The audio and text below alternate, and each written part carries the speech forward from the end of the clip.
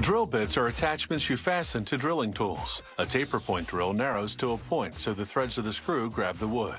A countersink makes the top of the hole the same diameter as the screw head, so that the head lies flush or below the surface. A plug cutter removes a round piece of wood with which you plug the hole afterward to hide the sunken screw. Countersinks and plug cutters start out as steel bars.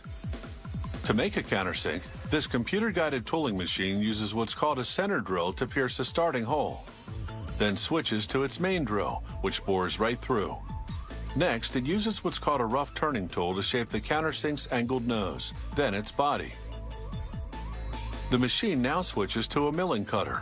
This tool shapes the countersink's 4 blades.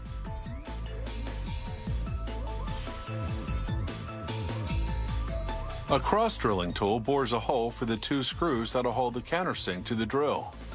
A tap cuts threads into the hole. Next, a tool called a dovetail cutter sharpens the blades. Then finally, a cutoff blade removes the tool.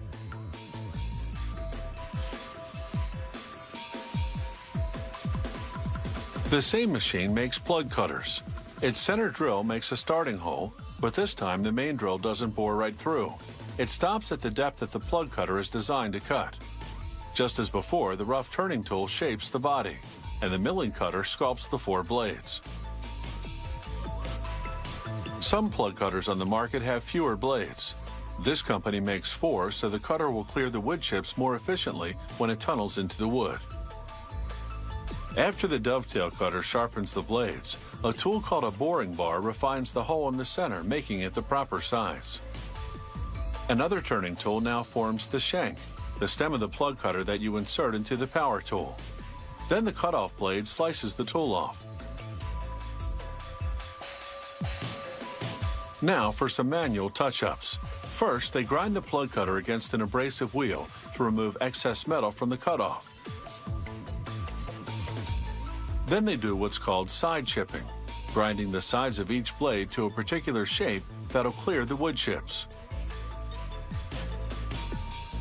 Here's how the plug cutter looks before and after grinding off the excess, and before and after side chipping. And now for making the drills to which the countersinks attach. It all starts with a tapered piece of steel, because this will become a taper point drill. Straight drills begin with a straight piece. A mechanical arm inserts this drill blank, as it's called, into a computer-guided grinder. The machine has 2 wheels made of boron nitride granules, a natural material that's tough and abrasive. The first wheel shapes the smooth blank into lengthwise spirals called flutes. A second wheel then grinds sharp cutting edges on the flutes and shapes the tip of the drill to a point. Back to the countersinks now. The steel is still relatively malleable, so a worker runs each one through a stamping machine that imprints the size of the tool and the company name. Whereas the drills are made of a different type of steel that's already hard enough, the countersinks and plug cutters must undergo a heat treating process to harden, about 20 minutes in a fiery oven, along with a secret recipe of chemicals. The intense heat, 1750 degrees Fahrenheit, transforms those chemicals into gases which then permeate and harden the steel. After cooling in warm water and oil for about 15 minutes, workers submerge the tools in an industrial-strength cleaning solution that removes all the oil grit. Then a bath in acid to remove soot from the oven. Then finally, 20 minutes in a blackening solution, the ingredients of which are again a closely guarded company secret. This last step is purely cosmetic. So how do the 3 drill bits we've seen all work together? First, you use the plug cutter to make the plug. Then you pop out the plug with a screwdriver.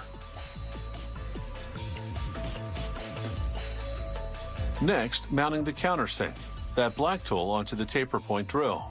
You drill a hole for the screw.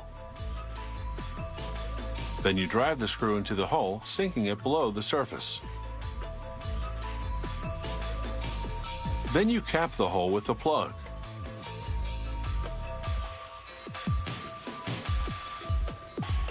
These tools come in an extensive range of sizes and grades for both amateur and professional woodworkers and for industrial machines.